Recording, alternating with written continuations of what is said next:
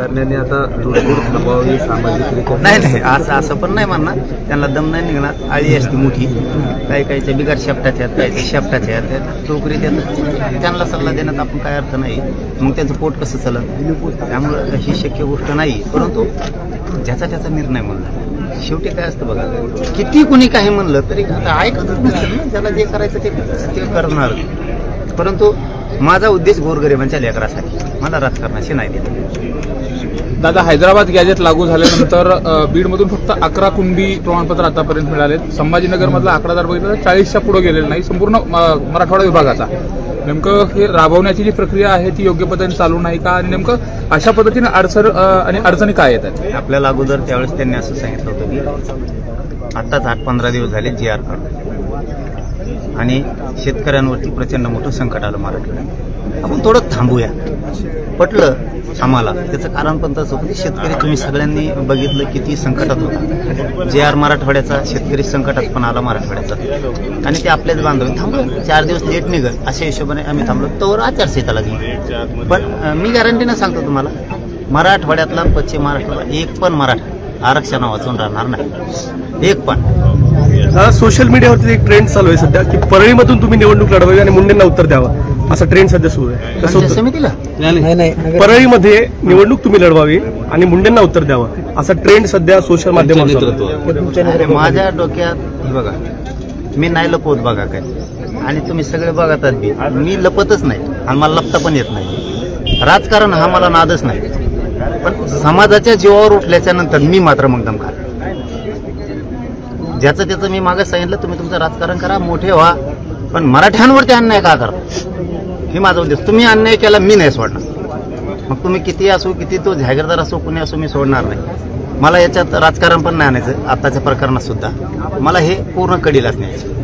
दादा, मराठवाड्यात जवळपास 2,56,000 कुणबी प्रमाणपत्र वितरित करण्यात आले आहेत, परंतु अनेक ठिकाणी कुणबी प्रमाणपत्र वितरणात अडथळे असल्याची माहिती आहे आणि तक्रारी देखील येतात, परंतु त्यावर उपाययोजना मात्र केल्या जात नाही. ते खरं आहे. तुम्ही म्हणताय हे खरं आहे की सगळीकडून त्या तक्रारी व्हॅलिडिटी दिली जात नाहीत. नोंदी असून त्याचे प्रमाणपत्र दिले जात नाहीत. उपसमितीच्या अध्यक्षांनाही आम्ही हे सांगितलं. ज्यांच्या मंत्रालयामार्फत येतं संजय शिरसाट साहेबांना, त्यांनाही सांगितलं वेळोवेळी. परंतु आता आचारसंहिता झाल्याच्या नंतर त्यांनी सांगितले आम्ही चांगली स्पीड घेऊन सांगायला, मग मायाने पोटात राहत ना खपकून सगळं होणार. मराठवाडा जाणार आरक्षणात पुरा. दादा, नार्कोटेक्सच्या संदर्भामध्ये तुम्ही मागणी केलेली आहे, मात्र पुढून काय त्या संदर्भात काय आलं का? परवानगीच्या संदर्भात देखील तुम्ही अर्ज दिलेला होता, त्यावर काय नेमकं प्रक्रिया झाली? मी पण मागणी केली, त्या हँगाडीने केली तिकडून. चल ना म्हणा आता, बघा लपायचं नाही राव. जे असं ना जातवान वागायचं तेव्हा म्हणलं की मी दुसऱ्या दिवशी सकाळीच अर्ज दिला. आणि माझं तेव्हा अर्ज जर चुकीचा असत, तुम्ही कसाही लिहून आणा, कोर्टात चला, हायकोर्टात चला, सुप्रीम कोर्टात चला, राष्ट्रपतीकडे चला, राज्यपालकडे चला, तुम्ही कुठं चला, तिथं सह्याने केल्यात 2 बापाच्या हवला. मी शेतकऱ्याचं पोरग, आम्हाला खरं पटतं, खोटं नाही पटत. तो खोटा, तुला हे करायची गरजच नव्हती हो. राजकारण चालू असतं, पाडापाड्या चालू असतात, एकमेकाला प्रेस घेणं चालूच असतं, एकमेकाविरोधात भाषण करायचं. घातपातापर्यंत चालला तू, आणि ती बी माया. आता भाऊ सुट्टी नाही तुला, चल लपू नको. पदराच्या अडून लपायचं नाही. या असल्यासारखं निघायचं तिकडं. आता नार्को टेस्टला दोघं बसू त्या मशनीत, नळ्या घाली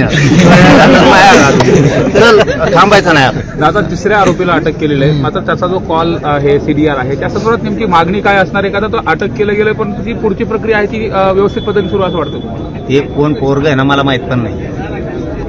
ते कांचन काहीतरी त्या पोरांचं नाव आहे. त्यांनी यांना घरी येऊन नेले आणि परळीला नेले. आणि एक बघा, त्याचं एक वाक्य खूप चांगलं आहे त्यातलं. तसे सगळेच चांगले आहेत, पण एक आणखीन थोडं चांगलं आहे मुख्य घ्यायला.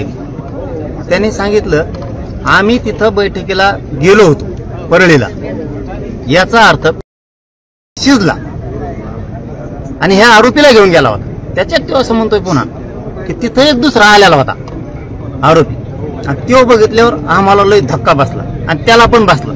आणि ते कोणालाच ओळखीत नाही असं म्हणतोय. ते आम्ही एकमेकाला ओळखीत नाही, ते बी एकमेकाला ओळखीत नाही असं म्हणतात. आणि कालची रेकॉर्डिंग तो ओळखीत नाही ना, तू तर म्हणतो त्याला काय शब्द वापरला त्याने, ते खूप मूड मध्ये आले म्हणजे लय उडे हाते धनंजय मुंडे ते मिळाल्यापासून तूच म्हणतो. त्याच्यामुळं ही कट रस्त्याला धनंजय मुंडेने स्वतः हे 2-4 आरोपी आणि त्यांनी मिळून त्या रेस्ट हाऊसला हे सगळं शिजलेलं आहे. हे सत्य आहे आणि हे उघड पडणार. आता फक्त अजितदादांनी सांभाळून राहावा. अजितदादांनी खोडा घालू नाही.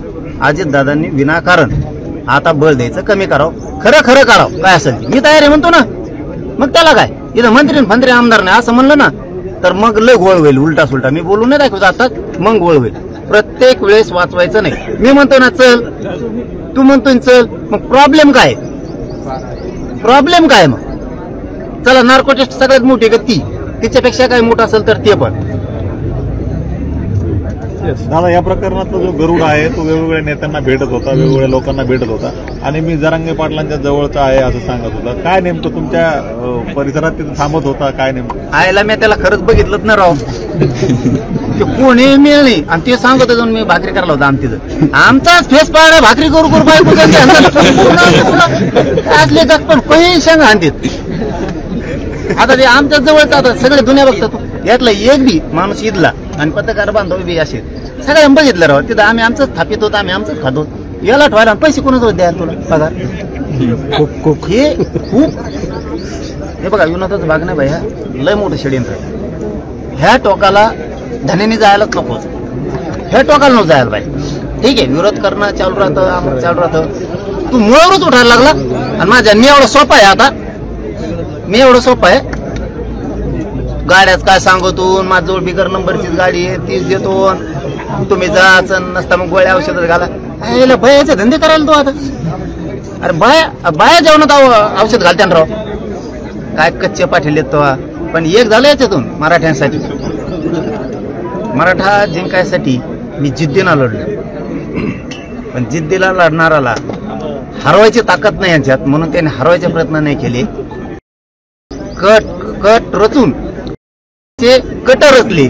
मराठ्यांविषयी कट रचण्यात यावा हिंमत नाही मराठ्यांना कोणाच्या हलवायची. असे बयाचे चाळे करू शकतात.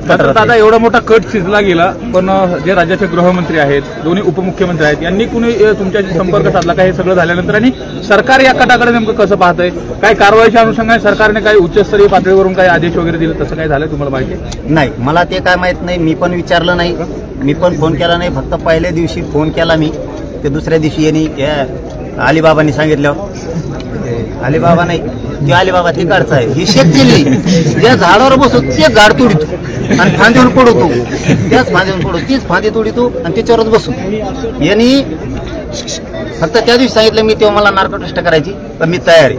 मुख्यमंत्र्यांना सांगितलं आता याच्यात मागं सारख्यात नाही तुम्हाला मग मी अडचणीत आणणार. तुम्ही खऱ्याचं खोट्याचं खरं करायचं नाही. तेव्हा म्हणतो ना नार्को टेस्ट करायची तर हो द्या. मायामुळं सगळे तर बाहेर येईन त्याचं.